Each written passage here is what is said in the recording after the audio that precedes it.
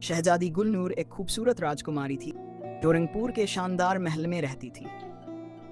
उसके पास सोने और चांदी से बना एक ताज था, मगर वह ताज सिर्फ उसी के सर पर सजता था जिसके दिल में सच्चाई और रहमदिली हो।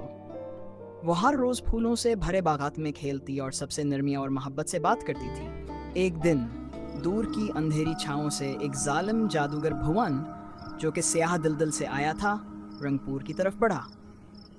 उसने सुना था कि जो भी शहजादी का ताज पहन लेगा वो पूरे सल्तनत पर हुकूमत करेगा।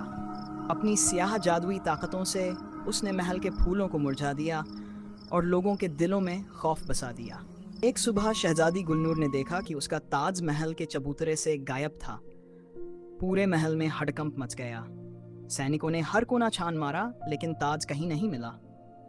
शहजादी ने अपने बुद्धिमान सलाहकार बाबा चतुर से मदद मांगी। शहजादी गुलनूर ने तय किया कि वह खुद अपना ताज खोजेगी। अपनी यात्रा में उसे एक बोलता हुआ तोता मिला जिसका नाम था मिट्ठू, और एक चालाक सी बिल्ली मीना।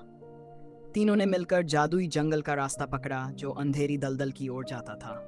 रास्ते में उन्हें कई अजीब और जादुई चुनौतियों का सामना करना पड़ा। जंगल के गहरे हिस्से में उन्होंने आखिरकार भुवन को खोज निकाला।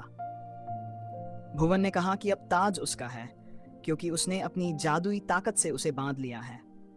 शहजादी ने उससे लड़ाई नहीं की, बल्कि उसकी दुखभरी कहानी सुनी कि कैसे वह कभी एक अच्छा जादूगर था, लेकिन झूठे इल्जामों के कारण उसे राज्य से निकाल दिया गया। शहजादी गुलनूर ने भुवन से वादा किया कि अगर वह ताज वापस कर देगा तो वह उसे माफ कर देगी। भुवन की आंखों में आंसू आ गए। शहजादी की करुणा से प्रभावित होकर उसने ताज लौटा दिया। जैसे ही उसने ताज लौटाया वह फिर से चमकने लगा, क्योंकि वह ताज केवल प्यार और दया से ही चमकता है। शहजादी गुलनूर अपने ताज के साथ रंगपुर वापस आ गई। उसने ऐलान किया कि हर किसी को, चाहे उससे कोई गलती हुई हो, दूसरा मौका जरूर मिलना चाहिए।